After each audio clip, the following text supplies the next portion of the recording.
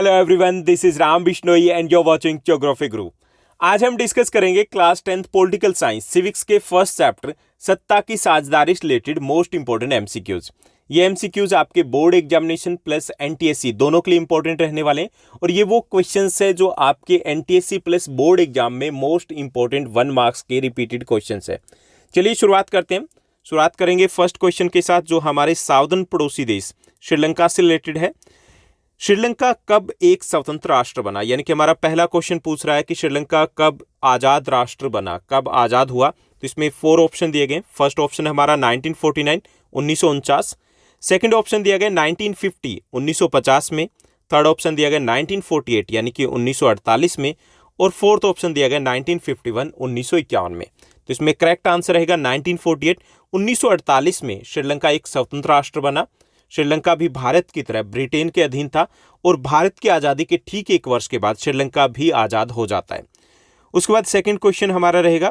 Second question दिया गया 1956 में एक अधिनियम पारित किया जाता है श्रीलंका में। अधिनियम मतलब एक कानून बनाया जाता है। ओके, तो 1956 में पारित एक अधिनियम के द्वारा किस भाषा को श्रीलंका की एकमात्र आधिकारिक भाषा घोषित किया गया था? यानी 1956 में एक कानून लाया जाता है और उस कानून के द्वारा एक भाषा को आधिकारिक यानी कि ऑफिशियल लैंग्वेज डिक्लेयर कर दिया जाता है श्रीलंका में। हमें बताना है वो कौन सी भाषा है। एक इंपॉर्टेंट क्वेश्चन है ये, क्योंकि विवाद की जो शुरुआत होती है श्रीलंका में वो यहीं से होती है। तो इसमें फर्स्ट ऑप्शन दिया गया तमिल भाषा, सेकेंड है सिंगला भाषा, थर्ड ऑप्शन दिया गया हिंदी और फोर्थ ऑप्शन दिया गया अंग्रेजी। तो इसमें करेक्ट आंसर रहेगा बी, सिंगला भाषा है। उसको 1956 में श्रीलंका की एकमात्र ओनली जो लैंग्वेज थी, ऑफिशियल लैंग्वेज थी, वो डिक्लेयर कर दिया जाता है। उसके बाद नेक्स्ट क्वेश्चन रहेगा थर्ड क्वेश्चन। हमें बताना है बेल्जियम में 59% जो लोग थे वो भाषा बोलते थे, कौन सी भाषा बोलते थे? बेल्जियम में 59% यानी कि 59% लोग देश भाषा बोलते थे, कौन सी? तो यहाँ पे ऑप्शन दिए गए फर्स्ट फ्रेंच भाषा, सेकंड ऑप्शन है डच भाषा, थर्ड ऑप्शन दिया गया जर्मन भाषा और फोर्थ ऑप्शन दिया गया अंग्रेजी भाषा। तो इसमें करेक्ट आंसर रहेगा बी, डच भाषी थे। यानी कि 59% जो लोग थे बेल्जियम में वो डच भाषी थे, डच भाषा को बोलते थे। उसके बाद नेक्स्ट जो क्वेश्चन दिया गया फोर्थ क्वेश्चन है, ब्रुसेल्स ने एक विशेष समस्या खड़ी की, वह क्या थी? यानी कि ब्रुसेल्स की, अगर बेल्जियम की हमने पूरा चैप्टर डिस्कस किया है तो उसमें हमने देखा कि पूरे देश की एक अलग समस्या थी भाषा को लेकर के, जबकि ब्रुसेल्स की भाषा को लेकर के एक अलग ही समस्या थी। वो क्या थी? फर्स्ट जो क्वेश्चन दिया गया, फर्स्ट जो ऑप्शन दिया गया वो दिया गया कि डच भाषी लोग देश में अल्पसंख्यक थे लेकिन राजधानी में बहुसंख्यक थे, ये समस्या थी। सेकेंड ऑप्शन दिया गया डच भाषी लोग देश में तो बहुसंख्यक थे, संख्या ज्यादा थी, लेकिन राजधानी में अल्पसंख्यक थे, उनकी संख्या कम थी। सी ऑप्शन दिया गया अन्य विदेशी भाषाएं महत्वपूर्ण थी ब्रुसेल्स में। डी ऑप्शन दिया गया अंग्रेजी भाषा ज्यादा प्रसिद्ध थी ब्रुसेल्स में। तो इसमें करेक्ट आंसर रहेगा हमारा बी, डच भाषी लोग जो देश में बहुसंख्यक थे। कितने थे? 59% थे। ओके, जब बात की जाए राजधानी की तो वहां पर केवल वो 20% थे, यानी कि राजधानी ब्रुसेल्स में वो अल्पसंख्यक थे। तो ये समस्या थी ब्रुसेल्स की। Now let's move to the fifth question, जो हमारा 5वां प्रश्न दिया गया।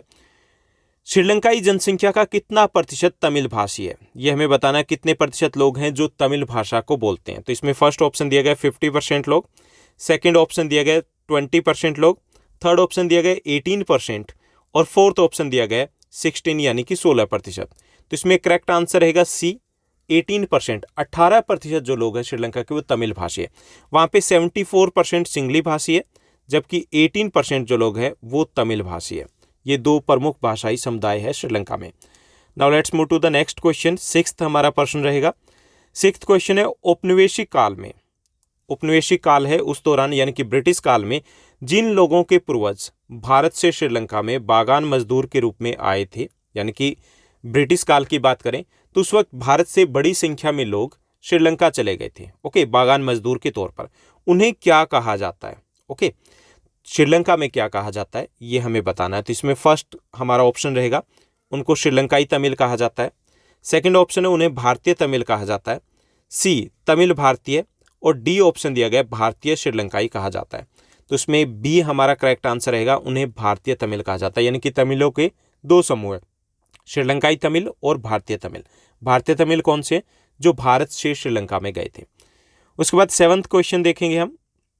7वां क्वेश्चन है, श्रीलंका में अधिकांश सिंगली भाषी लोग हैं। अधिकांश जो सिंगली भाषी लोग हैं, जो सिंगली भाषा को बोलते हैं, वो किस धर्म के अनुयायी है, ये हमें बताना है। इसमें फर्स्ट ऑप्शन दिया गया हिंदू, सेकंड ऑप्शन दिया गया ईसाई, थर्ड ऑप्शन दिया गया मुस्लिम, फोर्थ ऑप्शन दिया गया बौद्ध। तो इसमें करेक्ट आंसर रहेगा बौद्ध। ज़्यादातर जो सिंगली भाषी लोग हैं वो बुद्धिस्ट हैं, यानी कि बौद्ध धर्म के अनुयायी हैं। उसके बाद 7वां हमारा क्वेश्चन रहेगा, बेल्जियम, फ्रांस, नीदरलैंड, जर्मनी, जो बेल्जियम है वो फ्रांस, नीदरलैंड, जर्मनी और देश रिक्त स्थान के साथ सीमा साझा करता है। यानी हमें बताना है बेल्जियम का कौन सा एक और पड़ोसी देश है जिसके साथ सीमा साझा करता है।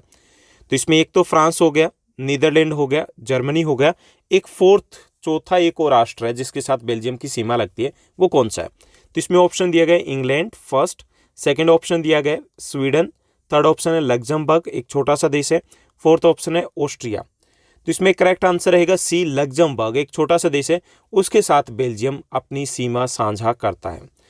Now let's move to the next question. 9वां हमारा क्वेश्चन रहेगा, डच भाषी और फ्रेंच भाषी समुदाय के बीच तनाव का प्रमुख कारण क्या था, ये हमें बताना है।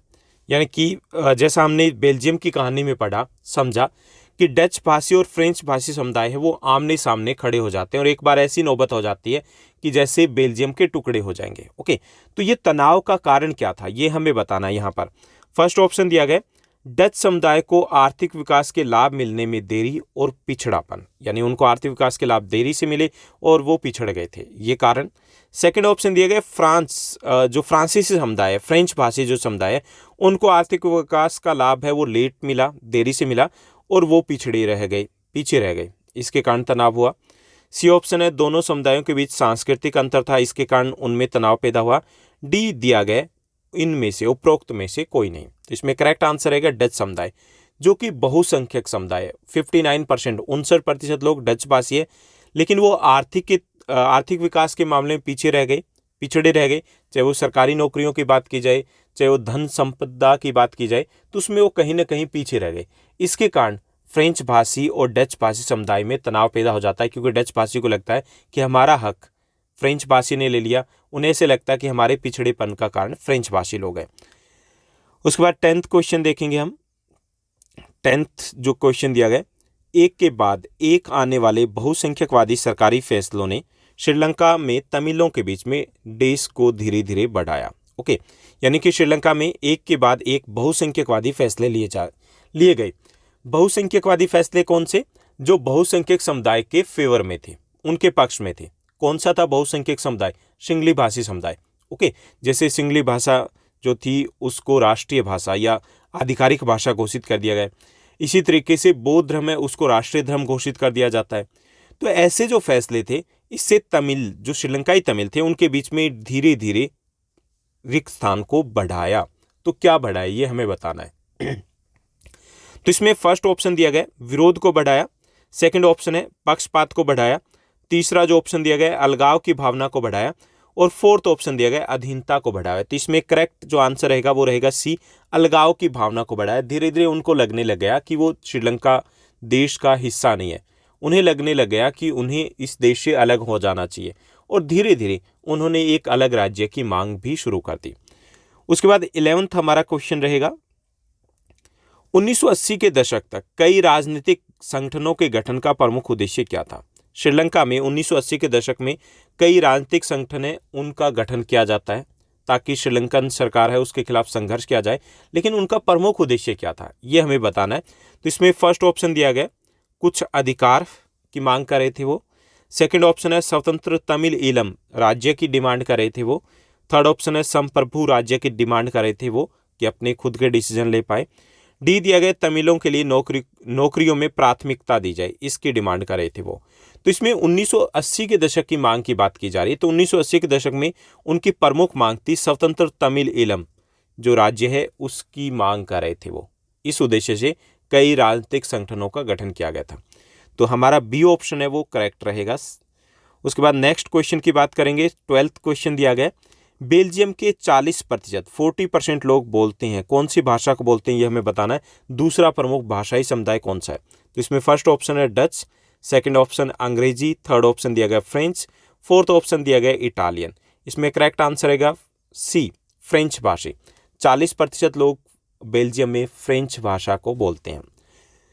उसके बाद नेक्स्ट क्वेश्चन रहेगा 13th क्वेश्चन है 1970 से 1993 1993 के बीच बेल्जियम के संविधान में कितनी बार संशोधन किया गया था। कितनी बार संविधान संशोधन क्या होता है, संविधान में जब बदलाव किया जाता है तो उसे संविधान संशोधन या अमेंडमेंट बोलते हैं। ओके, तो कितनी बार वहां के संविधान को बदला गया था 1970 से 1993 के बीच में।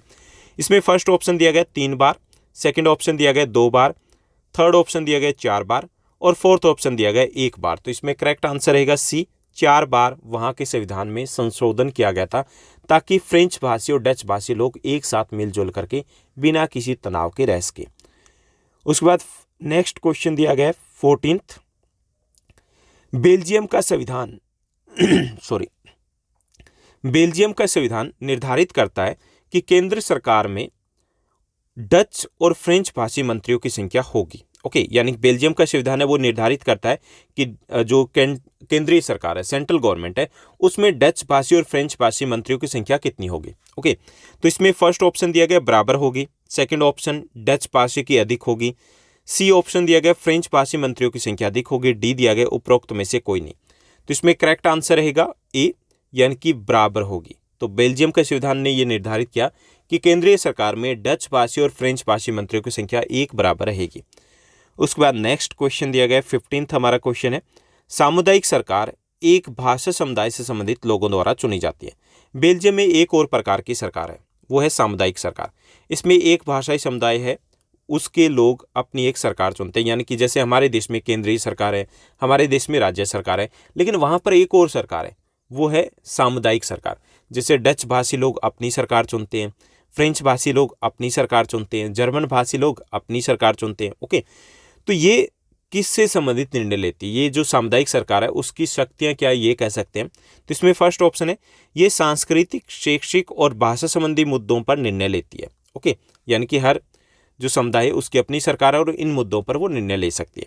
सेकंड है, ये राजनीतिक मुद्दों पर निर्णय लेती है। थर्ड ऑप्शन दिया गया ये रक्षा संबंधी मुद्दों पर निर्णय लेती है। फोर्थ डी ऑप्शन दिया गया ये उपरोक्त सभी, यानी कि इन सभी मुद्दों के ऊपर वो निर्णय ले सकती है। तो इसमें करेक्ट आंसर रहेगा ए, ये सांस्कृतिक, शैक्षिक और भाषा संबंधी मुद्दे हैं उनसे रिलेटेड डिसीजन लेती है। ओके, उसके बाद 16th हमारा क्वेश्चन दिया गया। 16th क्वेश्चन रहेगा, कारण बताना है हमें यहाँ पर। कारण बताना है कि सत्ता की साझेदारी किसी देश के लिए अच्छी क्यों हो सकती है। सत्ता की साझेदारी आप समझते होंगे, शक्तियों का बंटवारा करना। ओके, एक व्यक्ति के पास शक्तियां ना होना या एक संस्था के पास शक्तियां ना होना।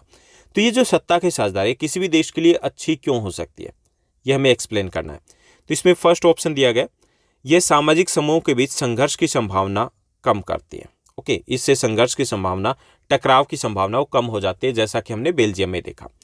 उसके बाद बी ऑप्शन दिया गया, यह राजनीतिक व्यवस्था की स्थिरता सुनिश्चित करने का एक अच्छा तरीका है, यानी कि इससे राजनीतिक स्थिरता भी आती है।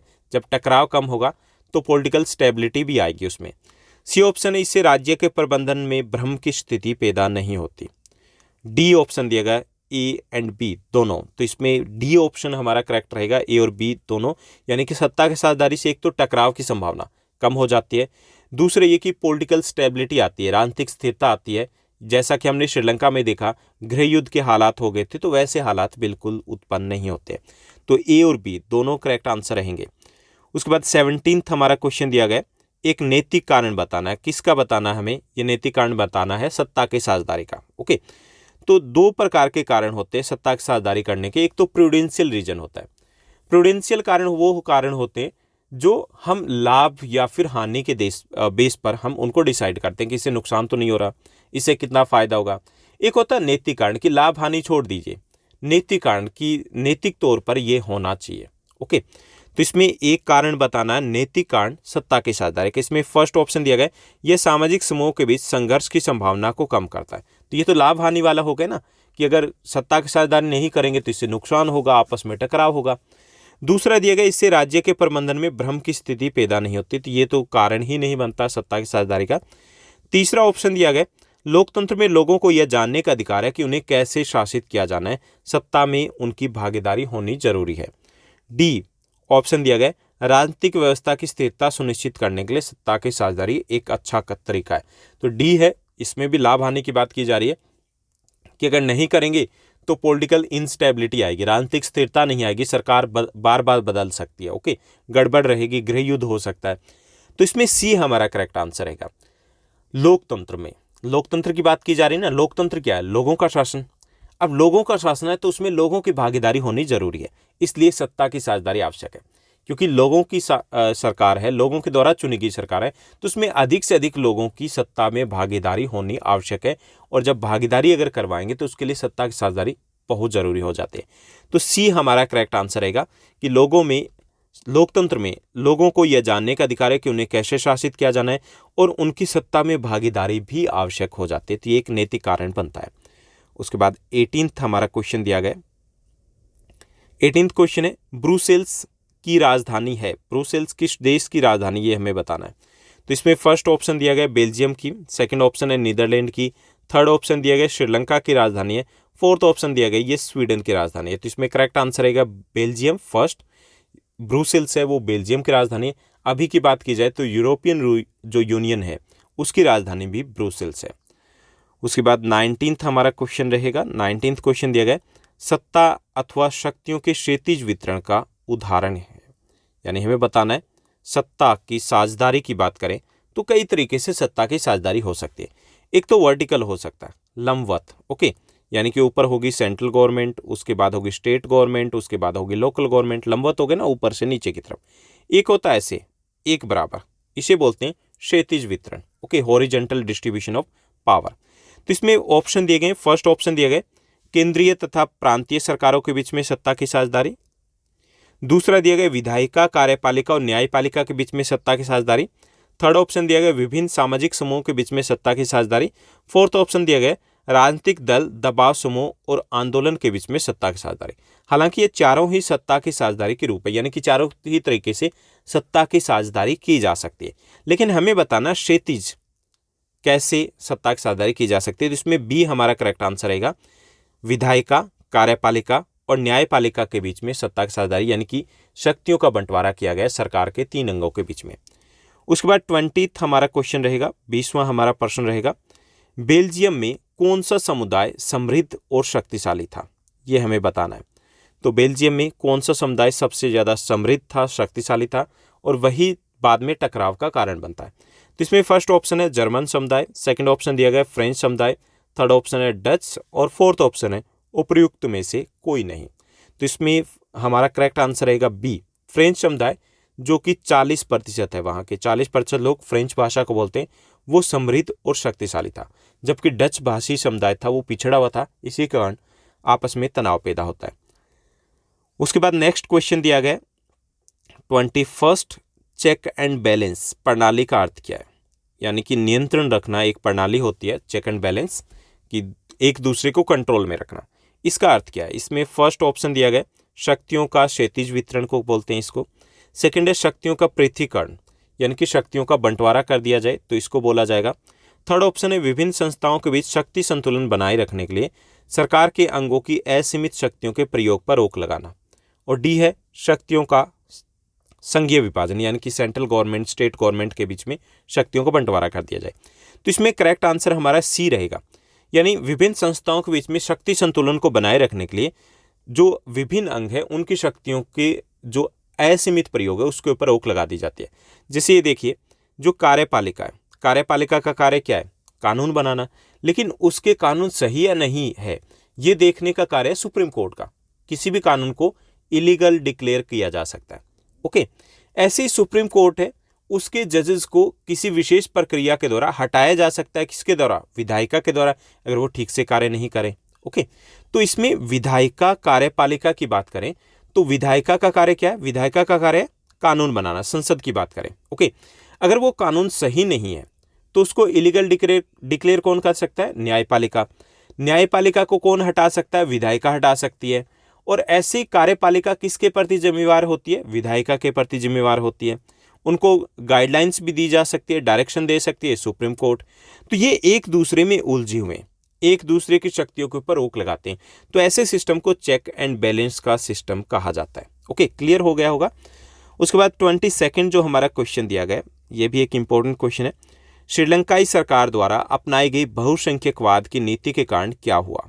बहुसंख्यकवाद की नीति मतलब जिसमें बहुसंख्यक समुदाय के हितों का ध्यान रखा जाता है, केवल उन्हीं का ध्यान रखा जाता है, उनके पक्ष में डिसीजन लिए जाते हैं, ओके, बाकी को इग्नोर कर दिया जाता है। तो वो जो नीति थी उसके कारण क्या परिणाम निकल के आए? फर्स्ट है, संघ की स्थापना की गई, संघीय देश बन जाता है श्रीलंका। गृह युद्ध की शुरुआत हो जाती है श्रीलंका में। सी, लोकतंत्र की स्थापना होती है श्रीलंका में। डी दिया गया इनमें से कोई नहीं। तो इसमें करेक्ट आंसर रहेगा बी, गृह युद्ध की शुरुआत हो जाती है 1980 के दशक में। वहां पर दोनों समुदाय हैं, श्रीलंकाई तमिल, जो तमिल समुदाय है, और सिंगली समुदाय है, वो आमने सामने आ जाते हैं और उसमें दोनों पक्ष के लाखों लोग मारे जाते हैं। उसके बाद नेक्स्ट हमारा क्वेश्चन रहेगा 23वां हमारा प्रश्न रहेगा, श्रीलंका में लगभग कितने प्रतिशत ईसाई है, ये हमें बताना है, जो सिंहली और तमिल दोनों भाषा को बोलते हैं। ओके, तो इसमें फर्स्ट ऑप्शन दिया गया 10% 10%, सेकेंड ऑप्शन दिया गया 15% 15%, थर्ड ऑप्शन दिया गया 7% 7%, और डी 12%। तो इसमें करेक्ट आंसर रहेगा 7%। 7% लोग वहाँ पर ईसाई है जो सिंहली और तमिल दोनों भाषा को बोलते हैं। उसके बाद नेक्स्ट हमारा क्वेश्चन रहेगा 24th क्वेश्चन है श्रीलंका से रिलेटेड। श्रीलंका में लोकतांत्रिक रूप से चुनी गई सरकार ने सिंहली वर्चस्व को स्थापित करने के लिए निर्णयों को लिया। कौन से निर्णयों को लिया? तो इसमें फर्स्ट ऑप्शन है संघीय निर्णय को लिया, सेकंड ऑप्शन है डेमोक्रेटिक डिसीजन को लिया, थर्ड ऑप्शन है राजनीतिक डिसीजन को लिया, डी फोर्थ ऑप्शन दिया गया बहुसंख्यकवादी डिसीजन को लिया गया। तो इसमें करेक्ट आंसर रहेगा डी, बहुसंख्यकवाद के डिसीजन को लिया गया, यानी कि बहुसंख्यक समुदाय के पक्ष में निर्णय लिए गए।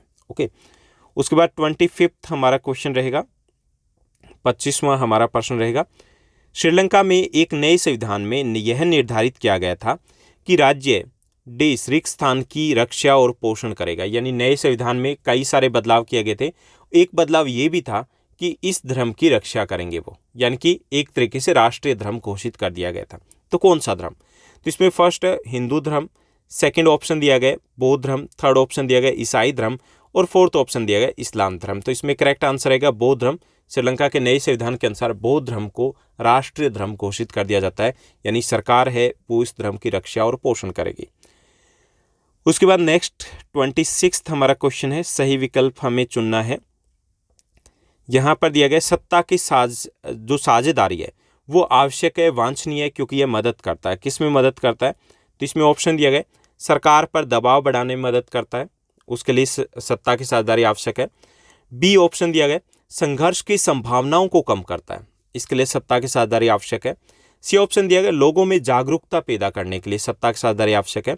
डी ऑप्शन दिया गया मतदाताओं का प्रतिशत बढ़ाने के लिए सत्ता की साझेदारी आवश्यक है। तो इसमें करेक्ट आंसर हमारा रहेगा बी, संघर्ष की संभावना को, आपस में टकराव की संभावनाएं कम हो जाती है, क्योंकि जब सत्ता की साझेदारी होगी एक बराबर अधिकार मिलेंगे, भेदभाव नहीं होगा, तो टकराव की संभावनाएं कम हो जाती है। उसके बाद 27 क्वेश्चन को देखते हैं। 27 जो हमारा क्वेश्चन है, जब यूरोप के कई देश एक साथ मिलकर के यूरोपीय संघ का निर्माण करते हैं, अभी भी यूरोपियन यूनियन है, तो जब यूरोपियन यूनियन का निर्माण करते हैं तो किस शहर को मुख्यालय यानी कि राजधानी के तौर पर चुना जाता है, ये हमें बताना है। तो इसमें फर्स्ट ऑप्शन दिया गया है पेरिस, सेकंड ऑप्शन है ब्रुसेल्स, थर्ड है रोम, फोर्थ ऑप्शन है लंदन। हमें बताना है यूरोपियन यूनियन की राजधानी कौन सी है। तो इसमें बी हमारा करेक्ट आंसर रहेगा ब्रुसेल्स, जो बेल्जियम की भी राजधानी है। Now let's move to the next question. 28 हमारा क्वेश्चन है, एक सिद्धांत कि बहुसंख्यक समुदाय को अल्पसंख्यक समुदाय की इच्छाओं और जरूरतों की अवहेलना करके किसी भी तरह से देश पर शासन करने में सक्षम होना चाहिए। एक सिद्धांत ये कहता है कि बहुसंख्यक समुदाय जब बहुसंख्या में है तो अपनी मनमर्जी कर सकता है, अपनी मनमर्जी के अनुसार शासन चला सकता है। इस सिद्धांत को क्या बोलते हैं?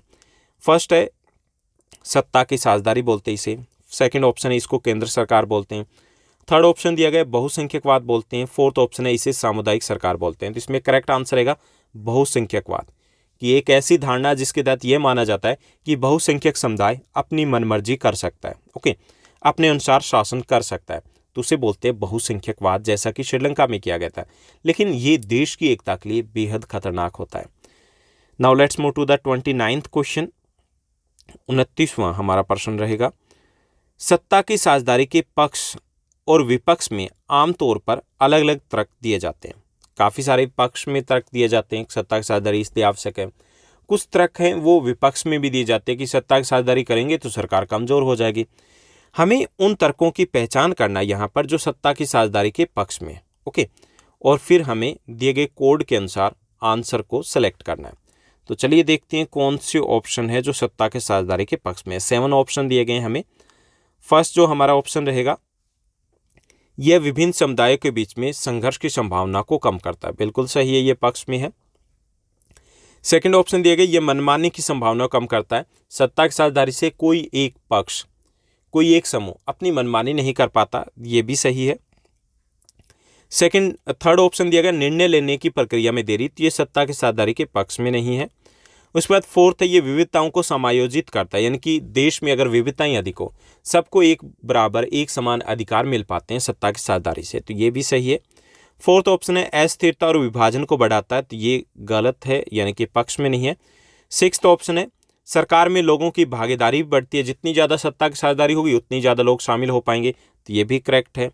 उसके बाद सेवन्थ है, देश की एकता को कमज़ोर करता है, ये भी सही नहीं है। ओके, तो इसमें फर्स्ट, सेकंड, फोर्थ और सिक्स्थ हमारे करेक्ट रहेंगे। तो चलिए देखते हैं कौन सा ऑप्शन है। तो इसमें 4 ऑप्शन दिए गए। फर्स्ट ऑप्शन दिया गया है जिसमें बताया गया कि फर्स्ट, सेकंड, फोर्थ और सिक्स्थ करेक्ट है, यही हमारा करेक्ट आंसर रहेगा। Move to the next question. ये हमारा 30th और लास्ट क्वेश्चन रहेगा इस चैप्टर का। यहाँ पर कुछ स्टेटमेंट्स दिए गए, कथन दिए गए श्रीलंका की जातीय संरचना से रिलेटेड। ओके, तो इसमें फर्स्ट ऑप्शन दिया गया, फर्स्ट जो स्टेटमेंट दिया गया, प्रमुख सामाजिक समूह सिंगली भाषी 74% है और तमिल भाषी 18%, यानी कि श्रीलंका में 2 सामाजिक समूह है, भाषाई समूह है। सिंगली भाषी है 74% और तमिल भाषी है 18%। सही है ये बिल्कुल। उसके बाद सेकंड दिया गया, तमिलों में 2 उपसमूह है, श्रीलंकाई तमिल और भारतीय तमिल। बिल्कुल सही है, 18% में 2 समूह बन जाते हैं, श्रीलंकाई तमिल और भारतीय तमिल।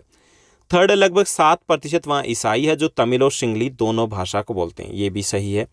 फोर्थ है, अधिकांश जो सिंगली भाषी है वो हिंदू या मुसलमान है, जबकि अधिकांश तमिल भाषी बौद्ध है, ये सही नहीं है। तो इसमें फर्स्ट, सेकंड, थर्ड जो स्टेटमेंट है वो बिल्कुल करेक्ट है।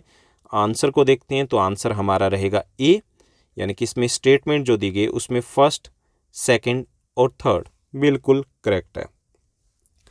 तो ये थे हमारे फर्स्ट चैप्टर, सिविक्स के फर्स्ट चैप्टर, सत्ता की साझेदारी से रिलेटेड मोस्ट इंपॉर्टेंट एमसीक्यूज। उम्मीद करता हूँ ये एमसीक्यूज आपको अच्छे समझ में आए होंगे। अगर आपको ये सीरीज अच्छी लगी तो इस वीडियो को लाइक और शेयर करना मत भूलिएगा। साथ ही साथ अगर हम एमसीक्यूज की प्रिपरेशन करें तो ये बेहद ज़रूरी हो जाता है कि हम कंसेप्ट के ऊपर फोकस करें। अगर आपको 90+ स्कोर करना है, if you want to score 90 और 95+, तो बेहद ज़रूरी है कि हम कंसेप्ट के ऊपर फोकस करें। स्टडी हमें उसी तरीके से करनी है, लेकिन जब हम रिवीजन करेंगे तब हम एमसीक्यूज के ऊपर फोकस करेंगे। इसका मतलब ये नहीं रहेगा कि सीधे ही हम एमसीक्यूज के ऊपर जंप करेंगे।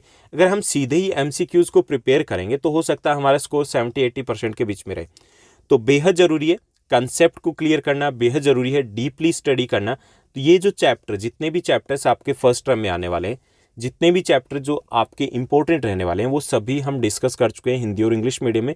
तो पहले आप उन चैप्टर को देखिएगा, उन चैप्टर को समझने की कोशिश कीजिएगा, उसके बाद आप एमसीक्यूज के साथ प्रैक्टिस कर सकते हो। आज के लिए बस इतना ही। Thank you, bye bye, have a nice day. मिलते हैं नेक्स्ट वीडियो में।